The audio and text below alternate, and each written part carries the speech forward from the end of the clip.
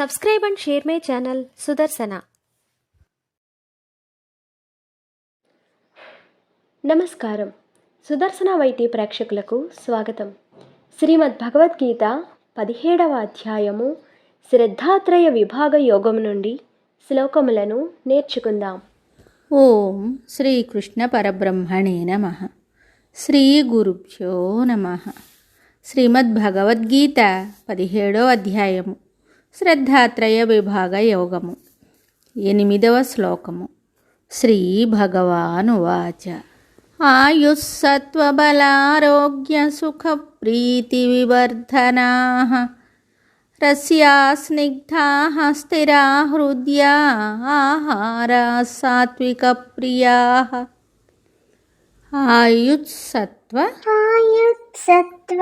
బలారోగ్య సుఖ ప్రీతి వివర్ధనాః రస్యా స్నిగ్ధాః స్థిరా హృద్యా ఆహారా సాత్విక ప్రియాః. ఆయుస్సత్వ బలారోగ్య సుఖ ప్రీతి వివర్ధనాః రస్యా స్నిగ్ధాః స్థిరా హృద్యా ఆహారః సాత్విక ప్రియాః. ఈ శ్లోకమునకు భావము భగవానుడు చెప్తున్నాడు. ఆయుష్ను, మనోబలమును, దేహబలమును, ఆరోగ్యమును, సౌఖ్యమును, ప్రీతిని బాగుగా వృద్ధి నొందించుననియు, రసము గలవియు, చమురు గలవియు, దేహమందు చాలా కాలము ఉండునవియు, మనోహరములైనవియును అగు ఆహారములు సత్వగుణము గలవారికి ఇష్టములై ఉండును.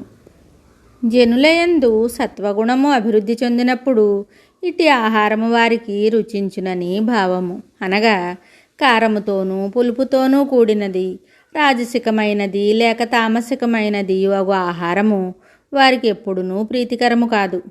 పైన తెలిపిన సాత్విక ఆహారమే వారికి ఇష్టముగా ఉండును. ధ్యానాదులకు ఇట్టి ఆహారము మికుటముగా అనుకూలించును. ఆహార విషయము పరమార్థరంగమున ఎంతో ముఖ్యమైనది కనుకనే శ్రీకృష్ణమూర్తి గీతలో ఎన్నో చోట్ల దానిని గురించి ప్రస్తావించుతూ వచ్చారు. కాబట్టి ముముక్షువులు ఆహార సంయమము ఏదియో చిన్న విషయమని తలంపక బ్రహ్మ మార్గమునకు కీలక స్థానము ఆక్రమించి ఉన్న దానిని భావించి సాత్వికాహారమునే సేవించుచూ ఉండవలెను. మరి ఒక శ్లోకముతో మళ్ళీ కలుద్దాం. శుభం. Subscribe and share my channel Sudarshana.